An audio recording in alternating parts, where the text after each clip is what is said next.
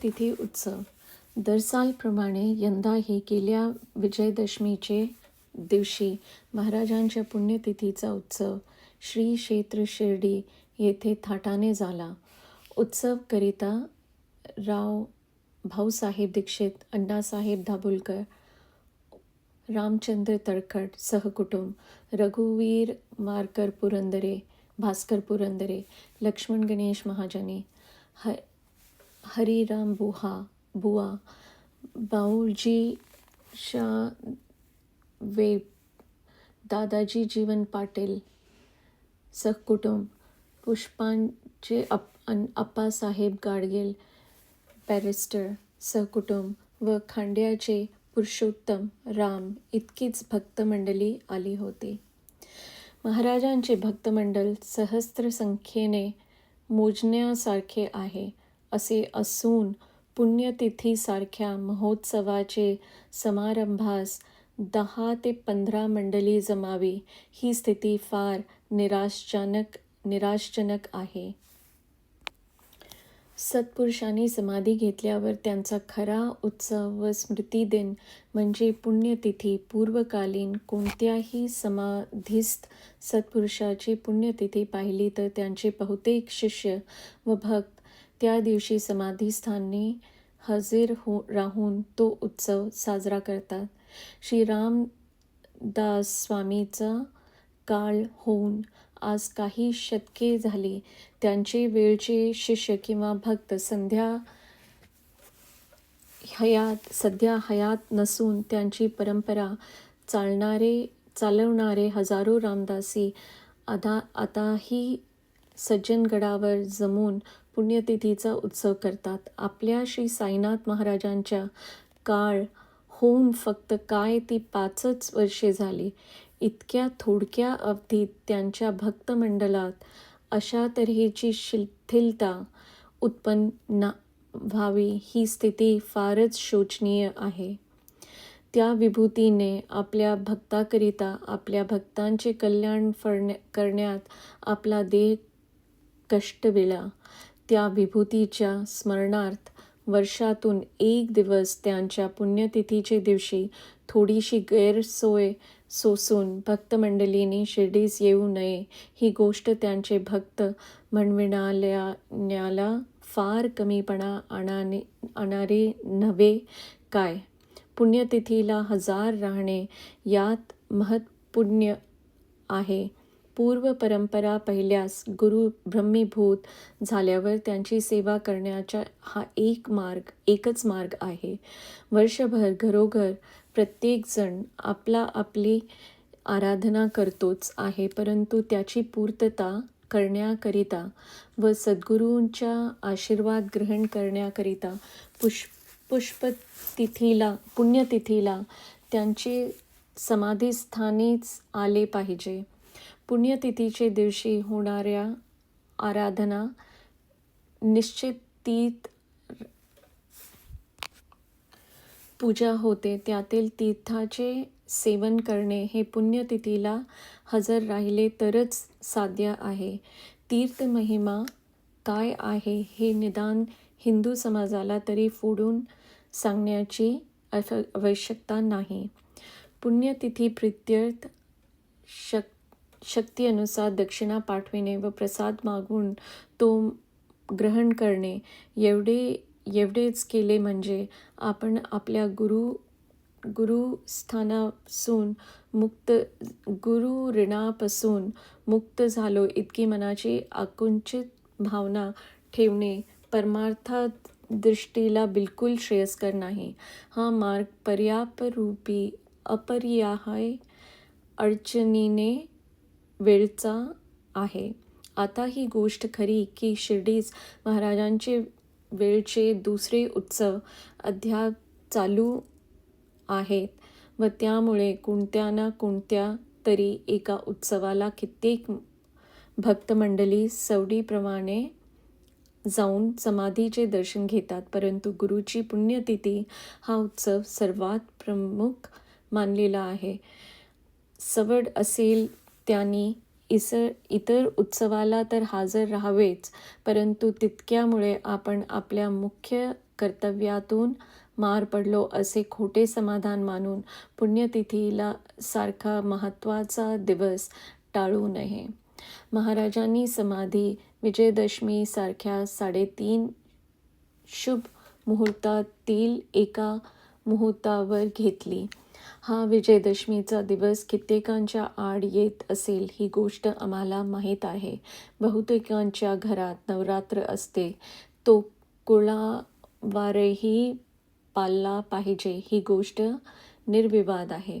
पण इतर व्यावहारिक फायद्याचे वेळी जर आपण नवरात्र वाट्या भावावर किंवा मुलावर सोपवितो तर आपल्या गुरुकरिता ते तसे दरवर्षी सोपण्यात कोणताही प्रत्यवाय नाही.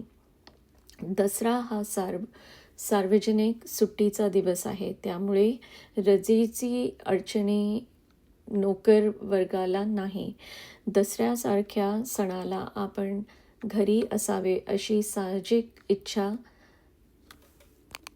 प्रत्येकाला असणार, कारण त्या दिवशी सीमोल्लंघन करावयाचे, आपले सोने द्यावयाचे वगैरे विधी असतात. परंतु हे विधी आता आपल्याला राहिले आहेत. त्यांना इतके महत्त्व नाही. ते गौण आहेत. काप जाऊन कानाची नुसती मोफे उरली आहेत.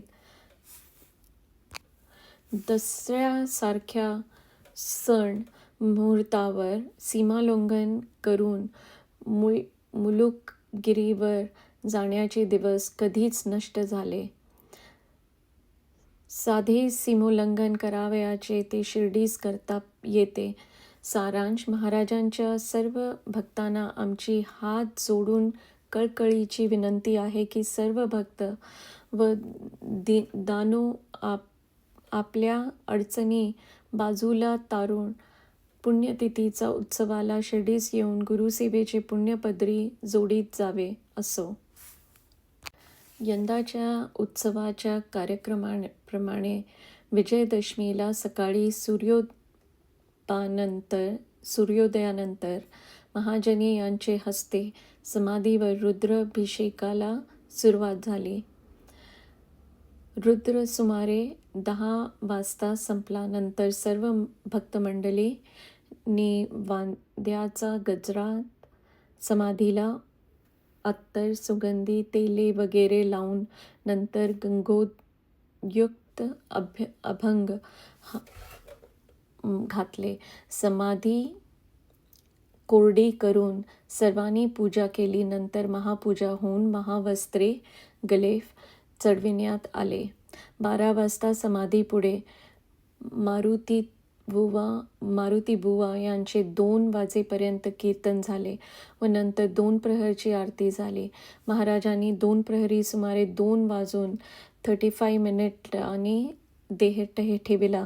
त्यामुळे तीच वेळ इष्टकाळ धरून त्यांना पुण्यतिथीचे दिवशी आरंभी होणारा आराधनविधी त्याच्या वेळी सुरू करण्यात आली.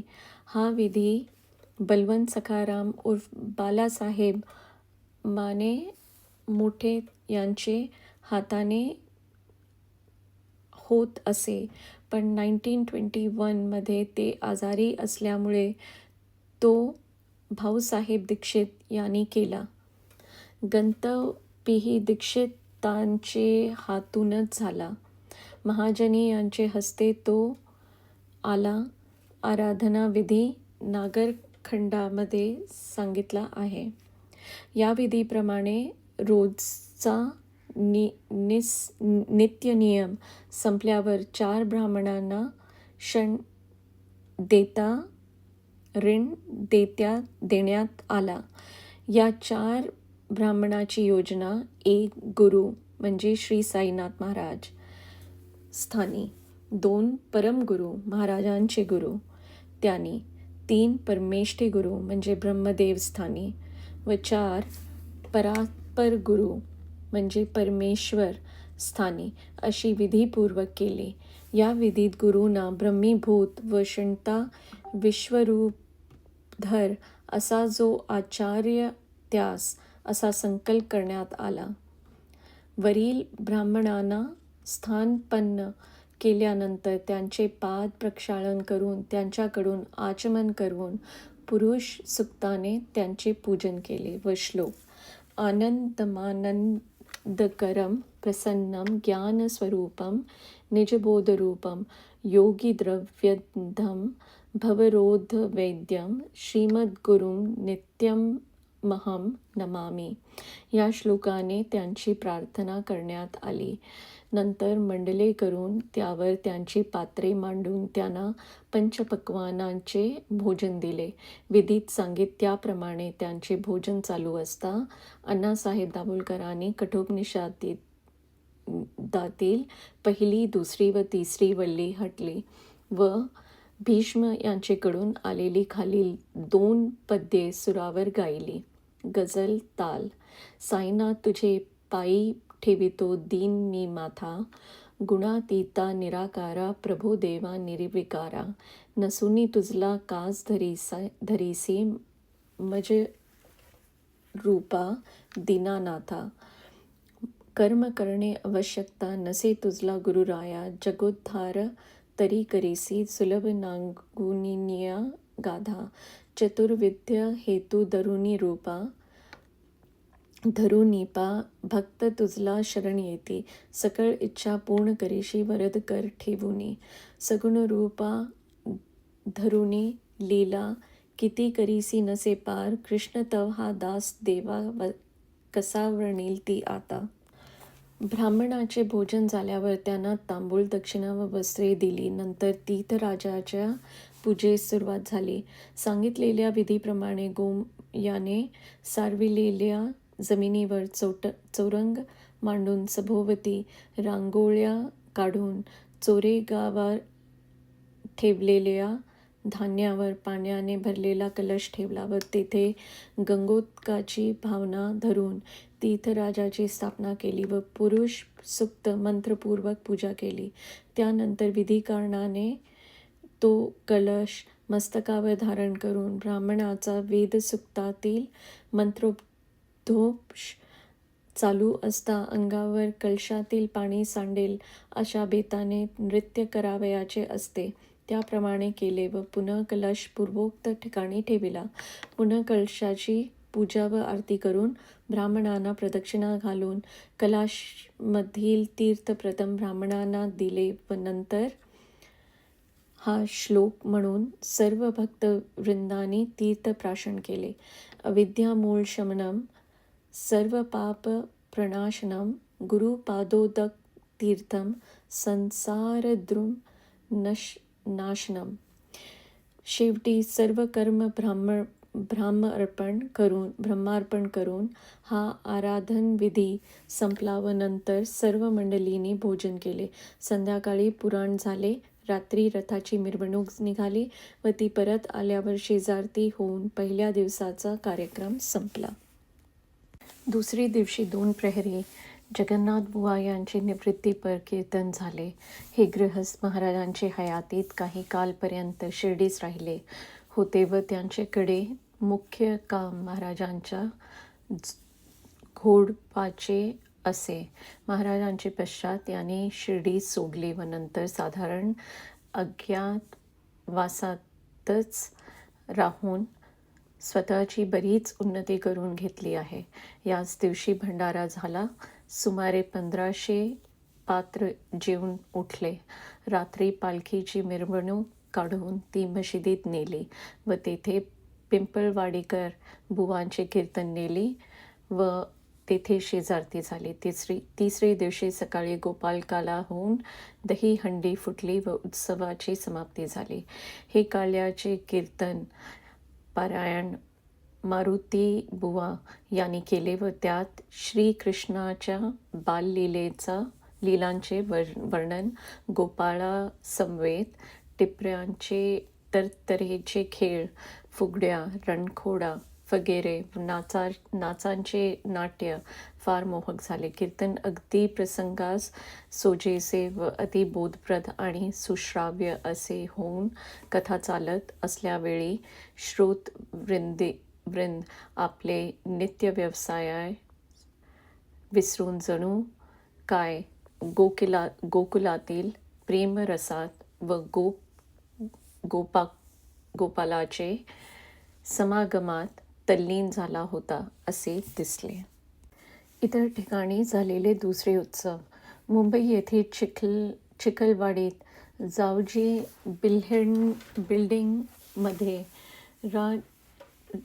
दाजी विठ्ठल सांबारे वगैरे महाराजांची काही भक्तमंडळी राहतात. पुण्यतिथीचे आदले दिवशी या मंडळीचे मनात यंदा प्रथमच हा उत्सव सार्वजनिक स्वरूपाचा करण्याचे आले. पूर्वतयारी काही केली नव्हती तरी उत्सव थाटाने पार पडला. पुण्यतिथीच्या दिवशी सकाळी 6 ते 10 पर्यंत श्री साई महाराजांचे तस्वीरीसमोर विठ्ठल बालकृष्ण कल्याणपूरकर यांचे भक्तिरसपरिप्लुत असे भजन झाले. यांची भजन करण्याची पद्धती फार प्रेमळ असल्यामुळे श्रोते मंडळी भजनात प्रेमाने रंगून जातात. रात्र 9 वाजता श्रीमती बनूबाई विठ्ठल मालवणकर या बाईचे सुश्राव्य कीर्तन झाले. कीर्तनाची आमंत्रणे पाठविली नसूनही कीर्तनास अतिशय गर्दी झाली होती. जागेच्या अभावी कित्येकांना परत जावे लागले. बाईचा उत्तम आवाज व प्रासादिक वाणी यामुळे कीर्तनास विशेष रंग आला होता. त्यात शेवटी जेव्हा बाईंनी पायात चाल बांधून साईनाथ गुरु माझे आई मजला द्यावा पायी असे म्हणत नृत्य करून अर्धा तास भजन केले तेव्हा बाई तर देहभान विसरल्यास होत्या, परंतु श्रोते मंडळी ही पूर्ण तल्लीन होऊन गेली होती. श्रीमती बनूबाई या ब्रह्मीभूत बालकृष्ण महाराज यांच्या शिष्या होत. बालकृष्ण महाराज पूर्वाश्रमी राली ब्रदर्समध्ये हेड क्लार्क होते. पुढे त्यांना उपरती होऊन ते निवृत्ती मार्गाकडे वळले. ते शिर्डी साई महाराजांचे दर्शनास गेले होते. आपल्या गुरुच्या आज्ञेप्रमाणे श्रीमती बनूबाई आज सुमारे 1 वर्षभर कीर्तने करीत असतात. महालक्ष्मीचे केशवानंद सरस्वती महाराज यांनी या बाईंना कीर्तनाचे वेळी घालण्यास एक कफनी दिली आहे व त्याचाही त्यांना पूर्ण आशीर्वाद आहे. दुसरा सार्वजनिक स्वरूपाचा उत्सव प्रिन्सेस स्ट्रीटवर रा. अमिदास मेहता यांच्या अनुयायी मंडळीने केला. अमिदास मेहता यांची श्री साईनाथ महाराजांवर फार श्रद्धा असे. ते आपल्या हयातीत स्वतः जरी शिर्डीस उत्सवला जात असत तरी शिर्डीस न जाऊ शकणं आपल्या स्नेही मंडळीकरिता मुंबईत आपल्या जागेत उत्सव करवीत असत. अमिदासाने सत्संग या नावाची एक संस्था स्थापून तिचे मार्फत गुजराती भाषेत महाराजांचे एक लहानसे चरित्र प्रसिद्ध केले होते. यांची प्रकृती बरीच बिछडली तेव्हा अंतकाल गुरु चरणाजवळ व्हावा म्हणून हे शिर्डीस राहण्यास गेले व शेवटी त्यांनी आपला देह गतवर्षी तेथेच ठेविला.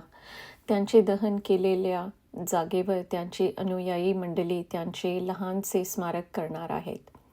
वांद्रे येथील शिर्डीस न येण्याच्या भक्तमंडळींनी गोविंदराव रघुनाथ दाभोलकर यांचे बंगल्यात विजयदशमीचे दिवशी श्री साईबाबांची पुण्यतिथी निमित्त उत्सव केला. या दिवशी सकाळी 10 ते 2 वाजेपर्यंत महापूजा, आरती, महानैवेद्य व भोजन वगैरे झाल्यानंतर दुपारी 3 ते 4 श्री एकनाथी भागवताचे वाचन झाले व रात्री 7 ते 9 वाजेपर्यंत विष्णुबुवा निजामपूरकर यांचे सुश्राव्य कीर्तन झाले. कीर्तनात स्त्री पुरुष मंडळी मिळून अदमासे 125,000 होती. कीर्तनाचा प्रतिपाद विषय पुण्यतिथी साजेल असाच होता. त्यात पूर्वनिरूपणात खालील विषयांवर फारच मुद्देसूद व प्रमाणासह बुवाचे नेहमीचे हातोटीप्रमाणे विवेचन झाले. 1. श्री सद्गुरूची जरुरी. 2. श्री सद्गुरूची लक्षणे. 3. सच्चिच्छाई याची सद्गुरूवर निष्ठा कशी असावी व 4. सच्चिच्छायाची लक्षणे शिष्याची. सशिष्याची सद्गुरू निष्ठा कशी असावी आणि सशिष्याची लक्षणे. पूर्वनिरूपणाचा विषय साधारण बहुजन समाजास जरी शुष्क वाटतो तरी बुवांचे मार्मिक रसाल व खुबीदार विवेचनामुळे श्रोत्यांचे एवढे लक्ष लागून राहिले होते की पूर्वनिरूपणात 3 तास केव्हा गेले हे समजलेच नाही. कीर्तन आपटल्यावर प्रसाद व काफी होऊन उत्सव समाप्त झाला. इंदूर शहरी बालासाहेब रेगे यांचे घरी इंदुरातील भक्तमंडळींनी पुण्यतिथी उत्सव केला. 7 दिवस भजनी सप्ताह झाला व पुण्यतिथीची दिवशी महापूजा होऊन ब्राह्मण भोजन झाले.